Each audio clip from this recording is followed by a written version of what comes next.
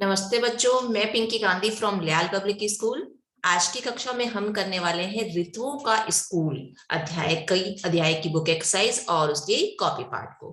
Book exercise में हमारे पास सबसे पहला प्रश्न है मौखिक प्रश्न।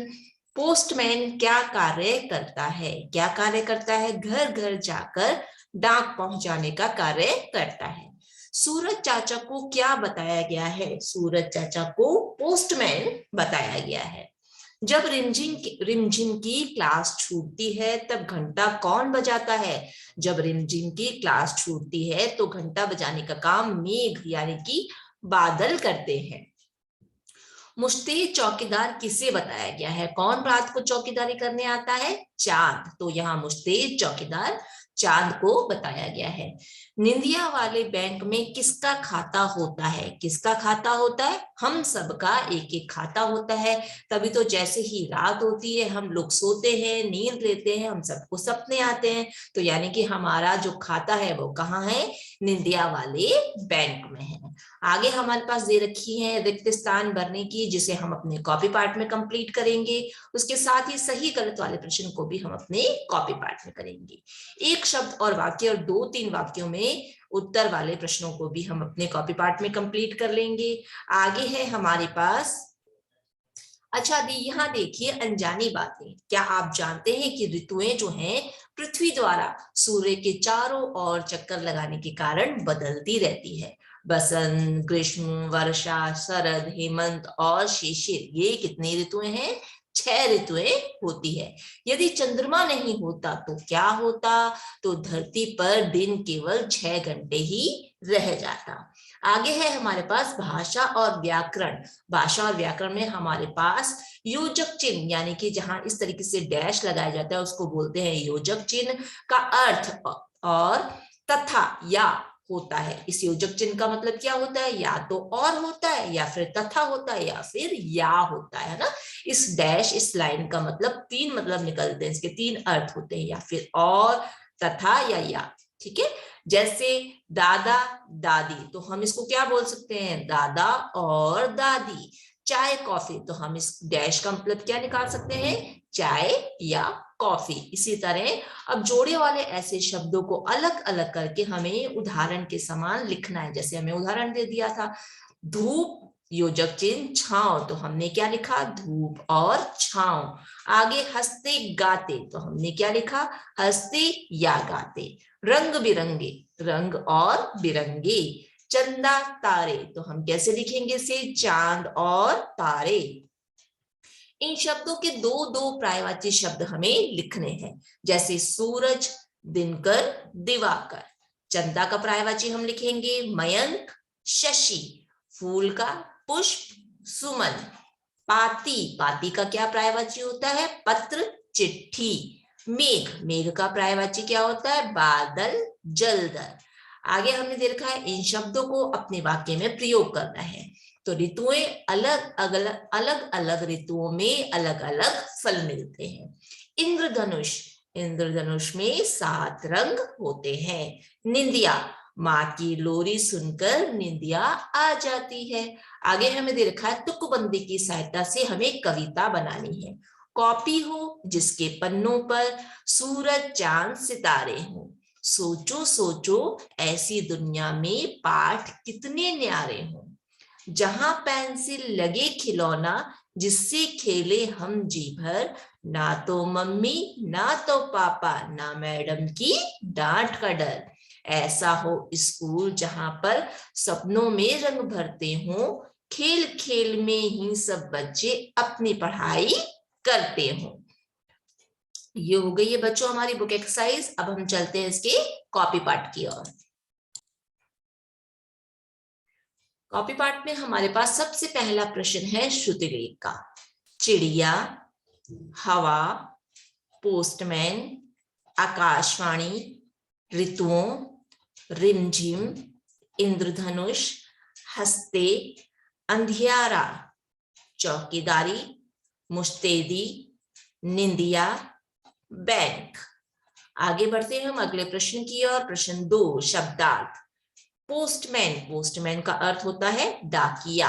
पाती, पाती का अर्थ होता है चिट्ठी। बला, बला का अर्थ होता है मुसीबत। मेघ, मेघ का अर्थ होता है बादल। अंधियारा, अंधियारा का अर्थ होता है अंधेरा। चौकीदारी यानी कि पहरेदारी। मुस्तैदी यानी कि सतर्क होकर। आगे बढ़ते हैं हम प्रश्न 3 की ओर। प्रश्न 3 है हमारे पास, सही कथन के सामने हमें सही का तथा गलत के सामने हमें गलत का चिन्ह लगाना है।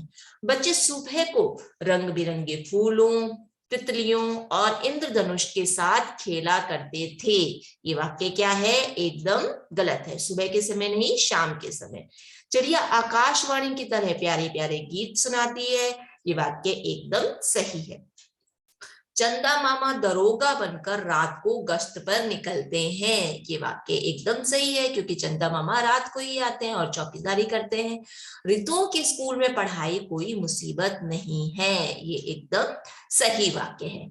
आगे बढ़ते हैं हम प्रश्न 4 की ओर। कविता की पंक्तियां पूरी करनी है। पोस्टमैन है सूरज चाचा, डाक सुबह की लाता है, द्वार द्वार किरणों की पाती ठीक समय पहुंचाता है।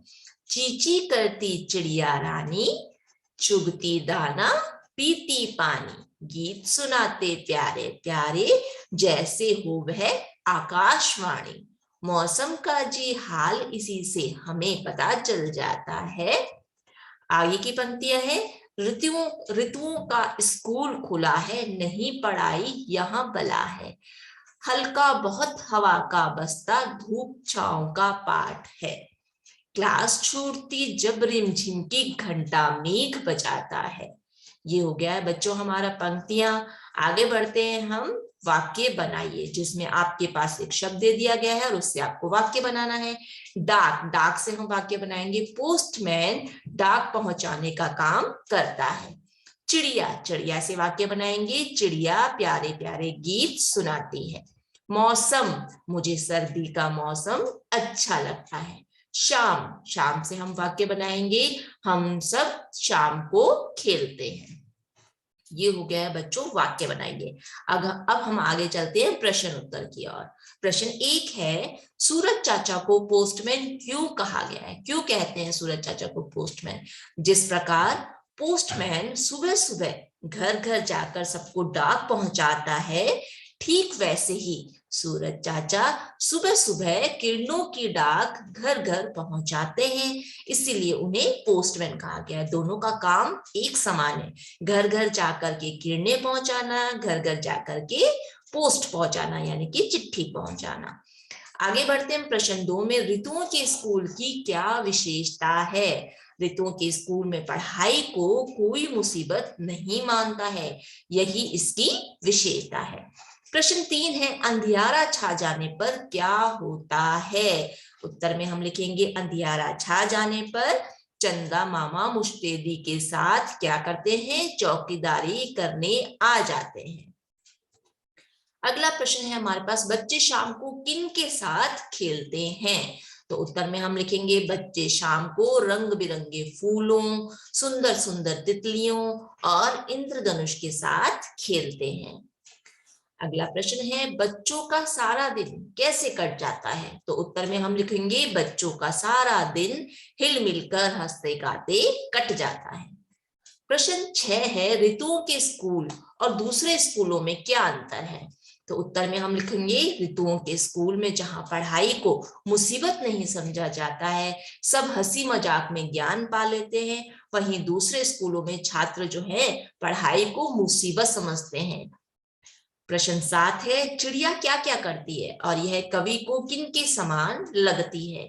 चिड़िया ची ची करती हुई दाना चुगती है, पानी पीती है, वह सारे संसार को अपनी मधुर आवाज में गीत सुनाती है, इसीलिए यह कवि को एक आकाशवाणी के समान लगती है। आकाशवाणी यानी कि आकाश से आ रही जो आवाज होती है, भगवान की आवाज होती है, उसके समान लगती है। प्रश्न 8 है, कविता पढ़कर आप प्रकृति के बारे में क्या सोचते हैं? इस कविता को पढ़कर मुझे ऐसा लगता है कि प्रकृति सबसे सुंदर है, जहां रोज सुबह सुबह सूरज की किरणों का आना, उसके बाद चिड़ियाओं का चहचहाना, ठंडी हवाओं का बहना मन को खुश कर देता है। मेघ यानी कि जो बादल है बरसात करवाते हैं। हम रंग बिरंगे फूलों और तितलियों के साथ खेला करते हैं। आगे हमें दे रखा है एक्टिविटी का पार्ट, क्रियाकलाप। इंद्रधनुष का चित्र बनाना है या फिर हमें काट के यहाँ चिपकाना है। तो इस तरीके से आप क्या करेंगे, इंद्रधनुष का चित्र बनाएंगे या फिर आपको कोई पिक्चर कोई चित्र मिलता है तो उसको कट कर कर आप अपनी कॉपी में उसे चिपका देंगे। ये हो गया है बच्चों हमारी बुक एक्सरसाइज और कॉपी पार्ट। अब आपको क्या करना है, नीट एंड क्लीन राइटिंग में इसे अपनी कॉपी में नोट डाउन करना है और अपने सब्जेक्टिव टीचर्स के पास इसको सेंड करना है। आज की मैं मेरी कक्षा यहीं समाप्त कर रही हूँ। धन्यवाद।